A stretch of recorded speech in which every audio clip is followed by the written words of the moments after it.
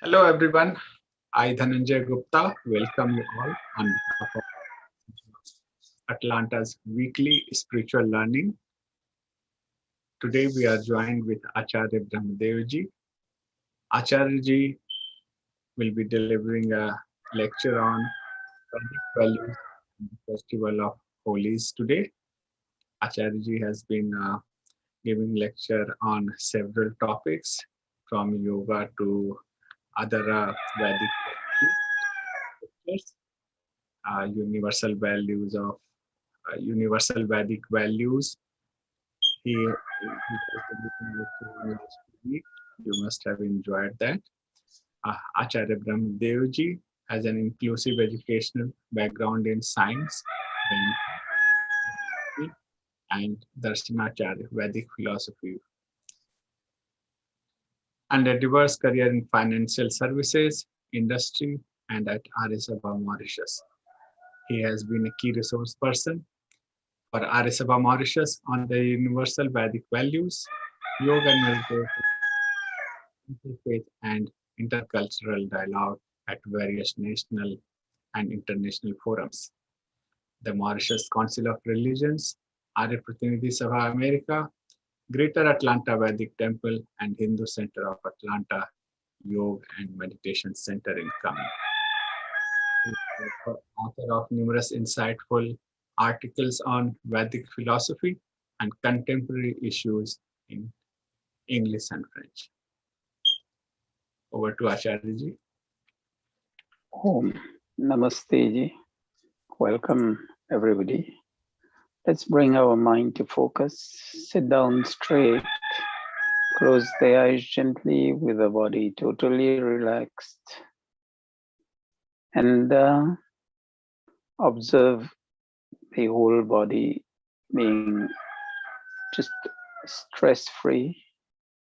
Relax the soles, the heels, the legs, the knees, the thighs, the hips, the stomach, the thorax, the back muscles, especially the shoulder blades, the neck,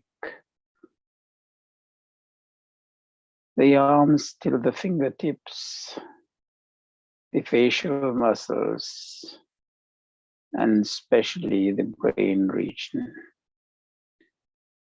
We'll do 3 times Om chanting while taking deep inhale and exhale. And during the exhaling, we'll do the Om chanting 3 times. At the same time, observe the vibrations of the chanting, which starts from the region of the stomach, the digestive energy, and moves across the spine up to the brain region. And when we are chanting the last part of Om with M, Om, we can sense the vibrations at that level. We'll feel the total immersion in the Om chanting, which brings us to the equilibrium of body, mind, and spirit. Connecting the 3 and will be one within oneself.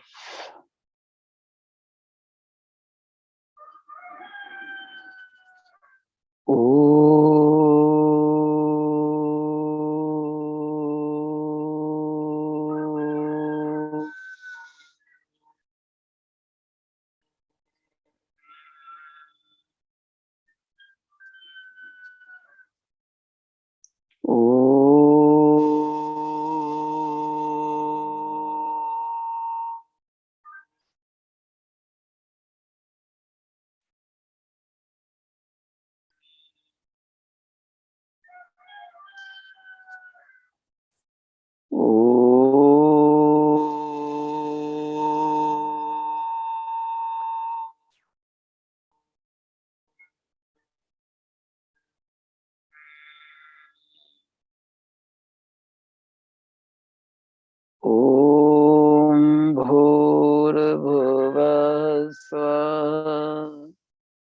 तत्सवितुर्वरेण्यं भर्गो देवस्य धीमहि धियो यो नः प्रचोदयात्। ॐ शान्ति शान्ति शान्ति. Join the palms together, rub them gently, cover the eyes, and slowly open the eyes with the palms. External light doesn't hit our eyes, and the energy to the facial muscles.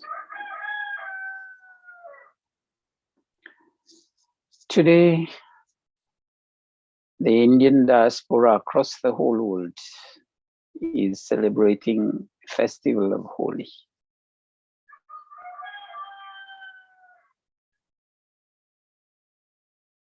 The basis of Holi, the word Holi itself, is derived from one process, which is holak. Holak is the roasting of the grains of the harvest, and that harvest is known as Vasantiya Navasasyeshti. So Vasantiya, from the word Vasant, which means spring, Nava, new, Sasyeshti, it's the crops, and Ishti there is doing havan with the grains. So if we look at the celebration of Holi, basically it's the spring festival, especially among the community of farmers who at that point of Holi thanks.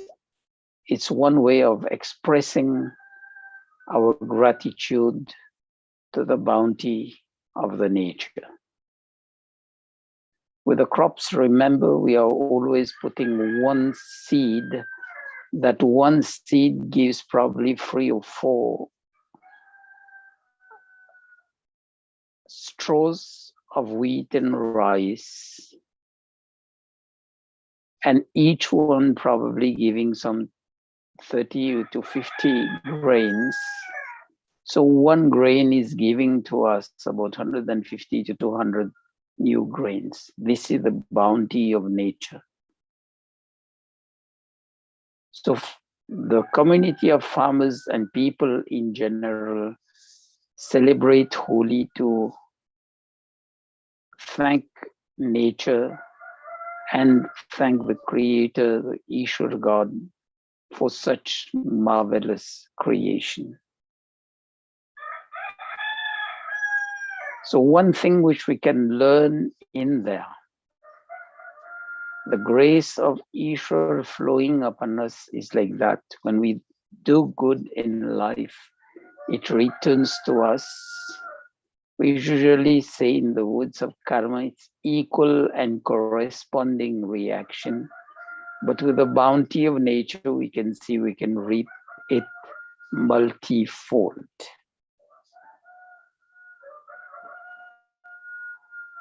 But then it shows us also to be humble in life. Humility, why? Because nature also is humble.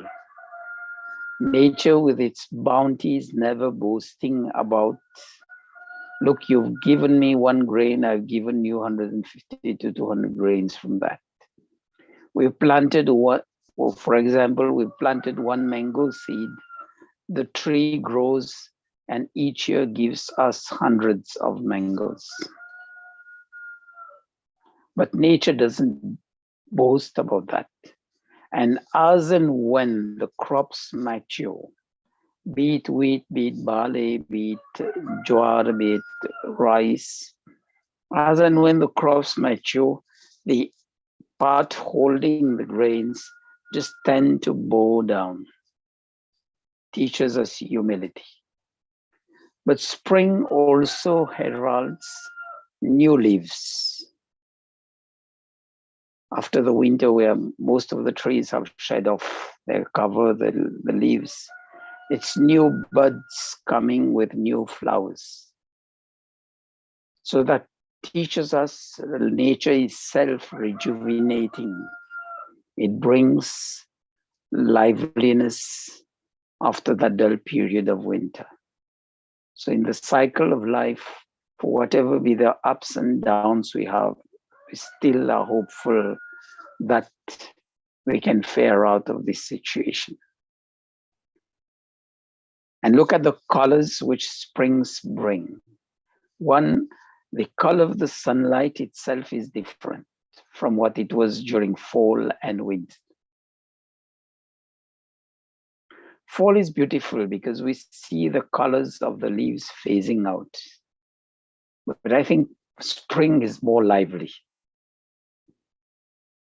And spring heralds liveliness in life. Then why festivals in the life of people? If people think about the Vedas, the Upanishads, etc., it's all mantras. And we tend to think that mantras are there only to sit down for prayers. No. If you look at the basis of mantras, there's a one mantra which is in the Arya Parva Padati, which talks about Samvatsaraya, Samvatsaraya. I think it's about 6-8 times in that same mantra. It's talking about the cycle of after each day we have a new day, after each week we have a new week, after each month we have a new month, after each year we have a new year, after each season we have a new season which comes. So accordingly, it shows the cycle is there. And then we talk about festivals mostly associated with the seasons, Holi and Deepavali. And both of the seasons give a set of crops, seasonal crops, especially in India, which has a very variegated climate from north to south and east to west. And even so, the quality of the soil differs much. And it's, I think, the only region which has 6 seasons in a year. Otherwise, most of the countries have 4, and the tropical countries have 2. We know about summer, spring, summer, fall, and winter. But India has monsoon, and it has also a pre-winter, that is between fall and winter, it has a pre-winter season. So that's 6. That's really the beauty of what gives it, that we have also a winter crop which comes. So festivals are there. People celebrate, rejoice the bounteous nature. It breaks the monotony of life. People meet, social bonding, but we need to be careful now in the present times of COVID. But then the cultural bonding, the cultural harmony by people meeting, sharing presents, sharing sweets, sharing a meal together during those gatherings. So that bonding, that level of friendship, brotherhood is an elevated one, because it's a bonding, celebrating nature, and also all the Hindu festivals carry on moral values, ethical values, which we need to learn and implement in our life, along with the entertainment which accompanies the festivals. Usually, friends, relatives, neighbors meet for celebrating festivals. In line with the teachings of Hindu Dharma, we should also try to implement the values in life: compassion, have a look towards the needy and share with them.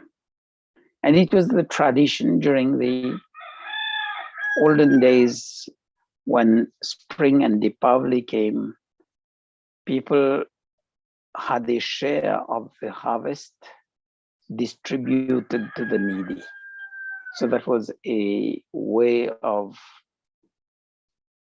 being compassionate in life and being, more importantly, humane in life. Now we're looking into the details of how Holi, the name Holi, came. The festival was originally known as Navasasishti. And Ishti was the bonfire for the straw which remained after the harvest, especially rice, wheat, barley, etc.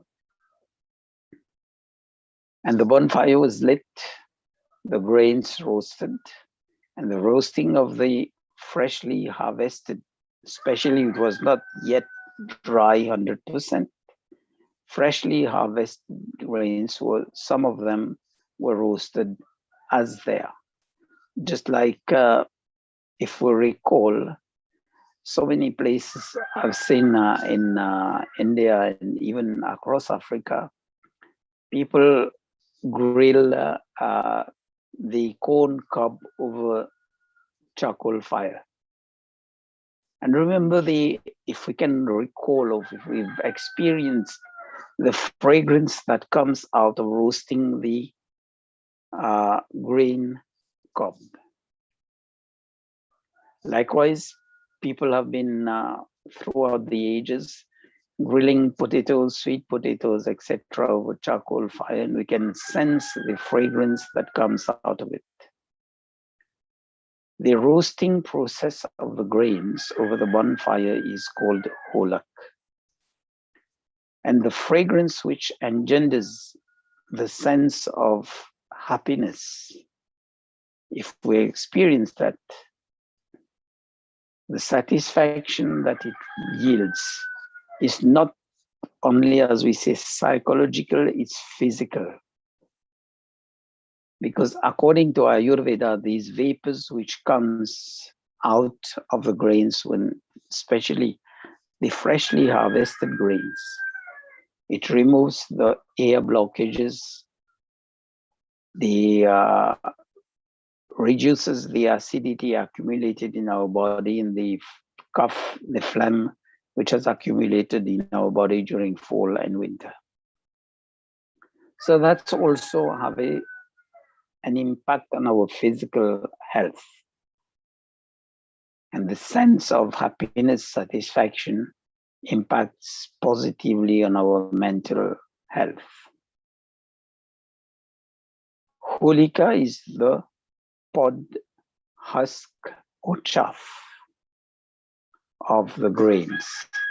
Because if you recall, things like lentils, they always come with a pod, and the pod is removed, then we have the chaff.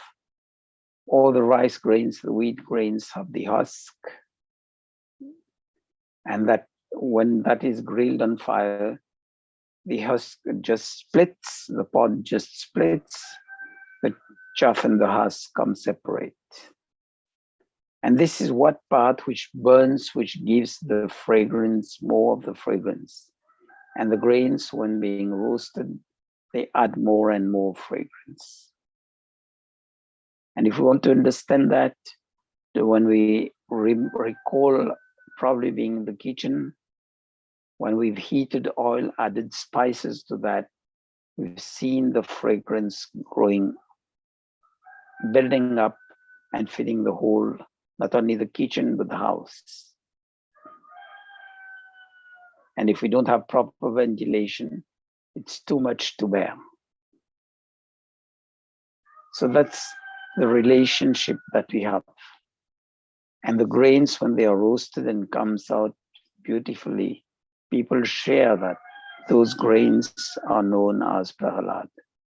Then comes that people have associated Holika with the lady who takes prahalad on the fire, burns herself, but prahalad is saved.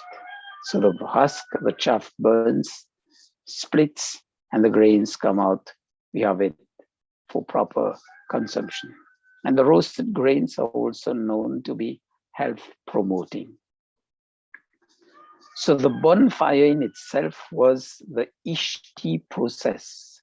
The bonfire was a yajna. And just as we know, fire is used to purify so many things. Look at the goldsmith, look at the foundries, especially in foundries, the ore is extracted from below the earth in the mines, brought to the foundries, put on fire, and purified. So the bonfire reminds us to burn all the ills and evils in our life. Purify our thoughts, our speech, and our way of doing things. That will bring us a new mosaic in our life with the values of being ethical, because when we burn all the ills and evils, what is left is the good things of life. So that new mosaic which comes will find life blooming like the new leaves and flowers on the trees during the season of the spring.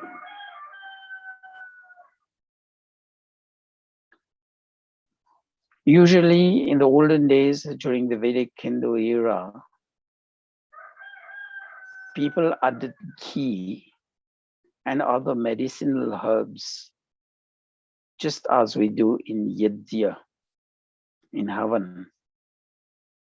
And the aroma, the vapors arising out of this bonfire, spreading all around. People gathering in one place around the bonfire. People could breathe that in. And that gives the sense of better physical, mental state, even when they were rejoicing. So the entertainment is also health promoting.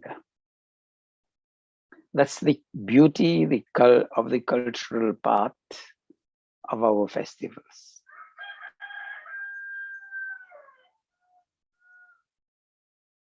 The fragrance of life. Remember when we are burning the bonfire of Holi Kadahan, it's always a controlled fire. It teaches us to also have control over our life.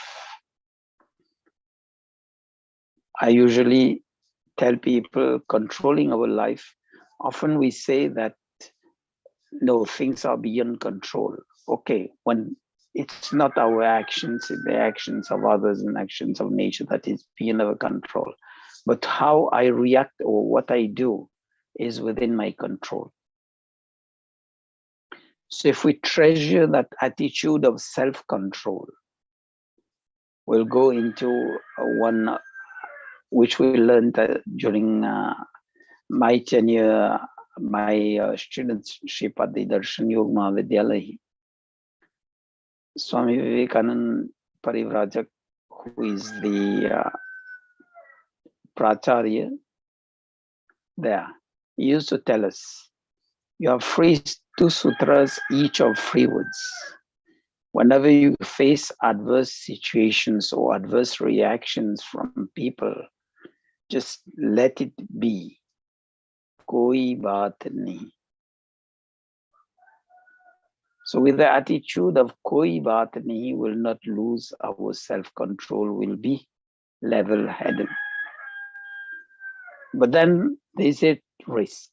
The other person can go worse on his attitude. In that situation, we tell ourselves, Ishwar Nyay Karega. Leave it to the law of karma. As we've seen the nature, we've given one grain, we've got multiples of it. we still keep the goodness within us, we'll get the good things. And for those who are doing the bad things, they're going to get the bad in return. Just leave it there to karma. The first one is let it be, koi baat nahi. The second one, Ishwar nyaya karega, the law of karma. So it's time for us to learn from the bonfire, just as the fire breaks whatever is offered to it into microparticles, sending them to the air as vapors. If we take the example of one dried chili, if we put it in, say we are cooking food for 50 persons, no one has the taste of that chili. But if we take that same dried red chili, an equivalent of that, put it in fire. Now, if there's 300 persons there, it will start affecting each and every one of them because fire has broken it into microparticles. So that teaches us when the fire is returning to us multifold also, let's return the goodness that people do towards us multifold. Like kids, parents are caring for them. If they comply and follow the guidance of the parents, they will get it multifold back. And that's the way of the Hindu philosophy, the Hindu Vedic sanskaras, is that we always be good so that our children learn from us and become 10 times or 1,000 times better than us. In terms of material success in life, as well as growing spiritually. So these are the underlining teachings of the Hindu Dharma. And that's the beauty of it, because each and every festival that we celebrate carries those spiritual undertones. Now, if we look at the colors, where have we learned to celebrate Holi with colors? Remember, Deepavali also is the transition of season, marks a new harvest. But Holi only is celebrated with colors. Though Deepavali is full season, nearly the end of full season, we also have a multitude of colors, but that's waning of the beauty of nature. Whereas spring heralds the new leaves, the new flowers. And as I said previously, the colors of the various shades of sunlight, especially in morning and dawn. And if we are living by the side of probably a hill or a mountain or rivers and lakes, then we see another multitude of colors, the variegated colors, the various shades of the various colors. From there, we've learned to play Holi with colors, and the colors were also from the dried leaves and dried flowers that we collected during fall season. That was totally, as we say, organic way of celebrating Holi with organic colors. And the colors also teaches us so many things in our life. If we tend to focus on red flowers, just take an example from nature. Red flowers inspires hard work, enthusiasm. And enthusiasm is at the physical, mental, moral, and social immersion.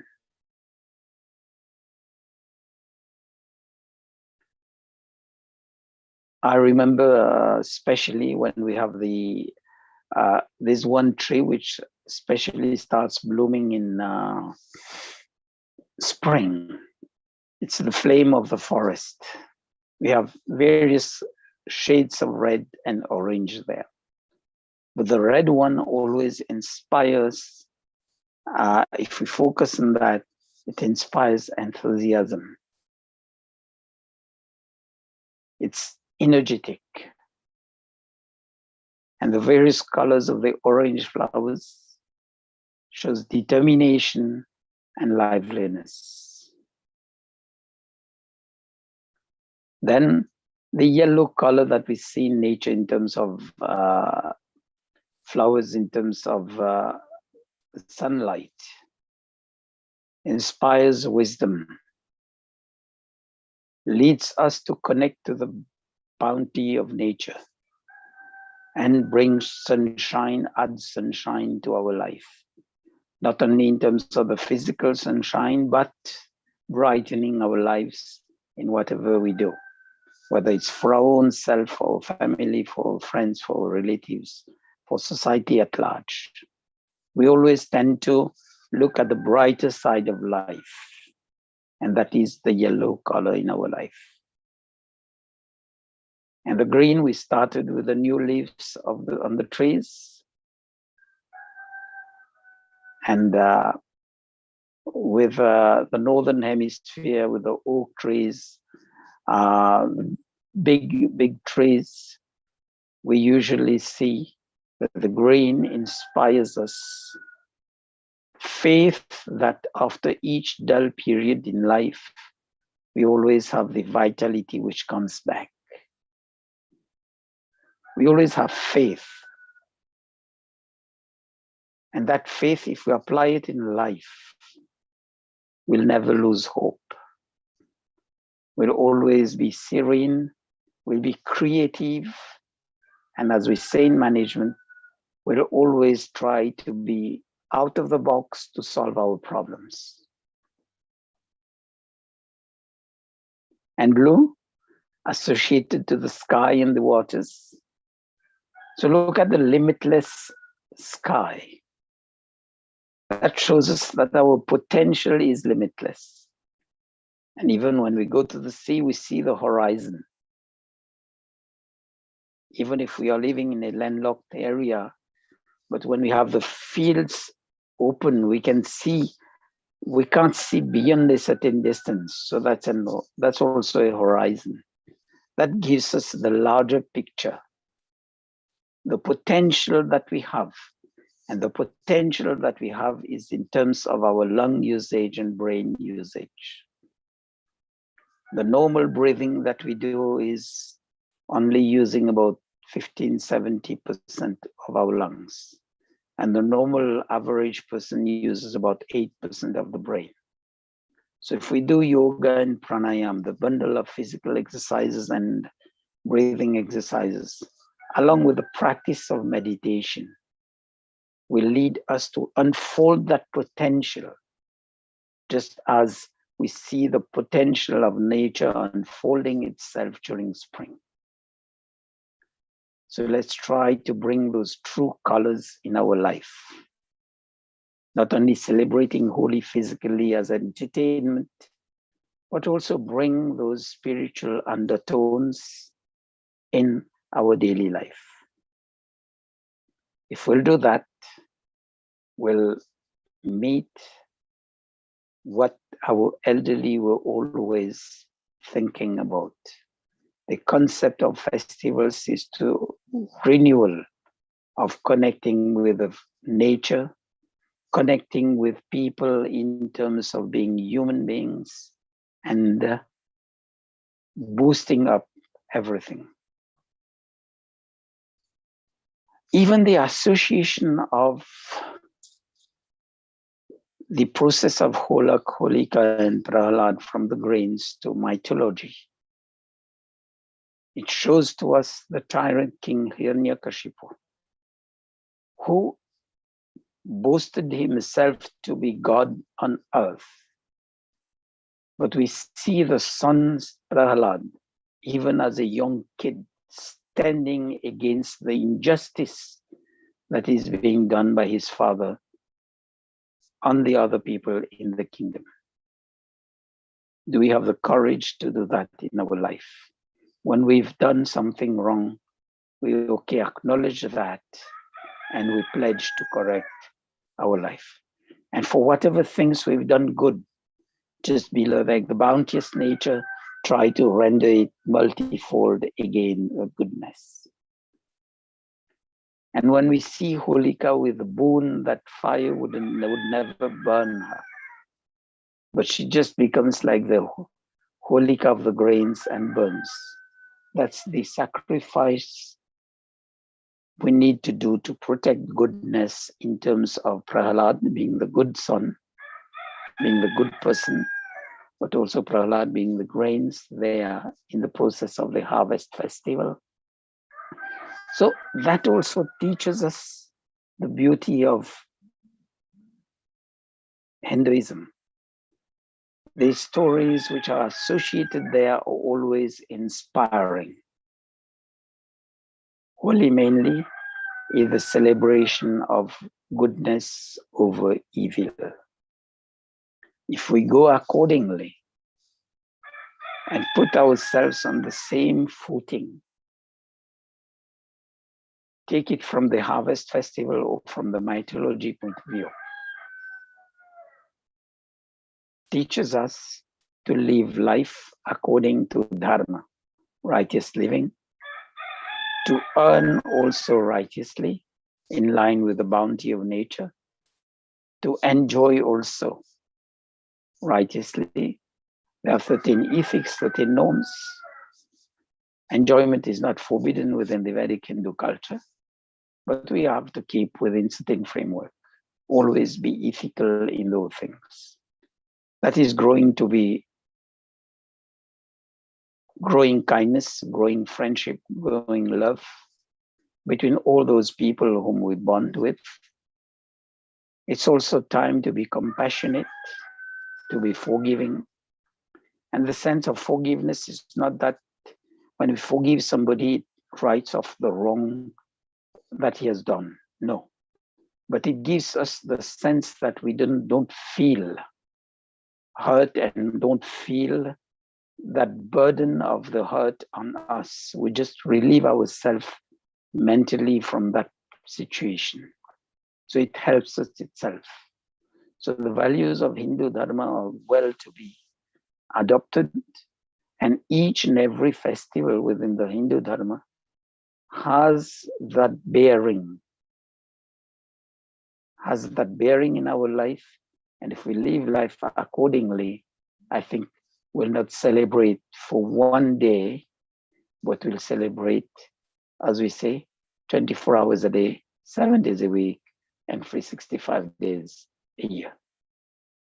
Teaches us to live life happily, to live life with the spirit of good relationships, interpersonal relationships with society at large. That's the beauty of Holi.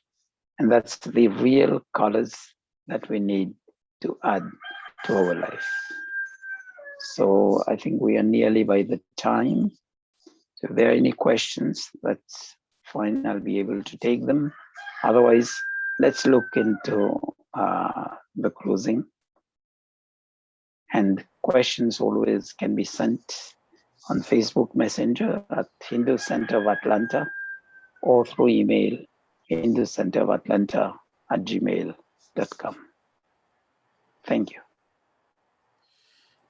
Thank you, Acharji, for explaining so beautifully about the Festival of Colors, Holi, the actual real meaning of the different colors of life, how the different colors represent different values of life.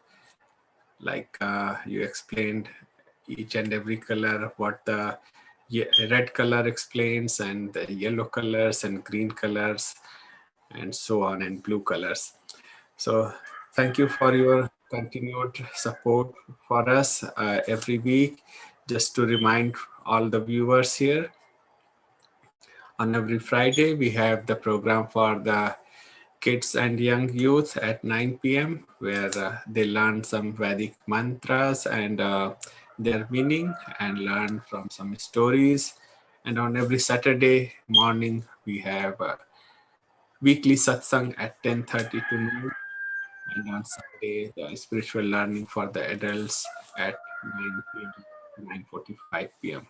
Please do join us on those programs. Acharji will conclude with some meditation and mantra. So let's bring our mind to focus, just to be able, closing with a focus enables us to, as we say, digest at least some of them, get them, as we say, encrypted on our hard disk in our brain. Sit down straight, deep inhale and exhale with a sense of gratitude to God for having, let us say, this day of today, and with the hope we'll see another day tomorrow morning. The sense of gratitude to nature, the gratitude to God for the knowledge in terms of the physical sciences of nature and the revelation, the Vedas. Thanks to the rishis for unfolding the knowledge to us. Thanks to our gurus, mentors, and parents for having handed over to us the values, the traditions of the Vedic Hindu Dharma. And thanks to all those who in one way or another helps us to live our life as a celebration. Deep inhale and exhale.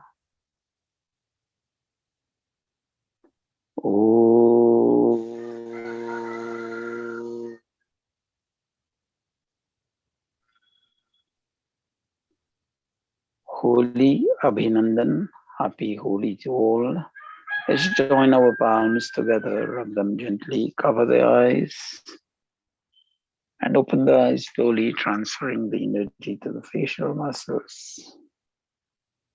And spend some time to just contemplate over what we've discussed today and celebrate life, not only for one day, but throughout our lifespan. Thank you.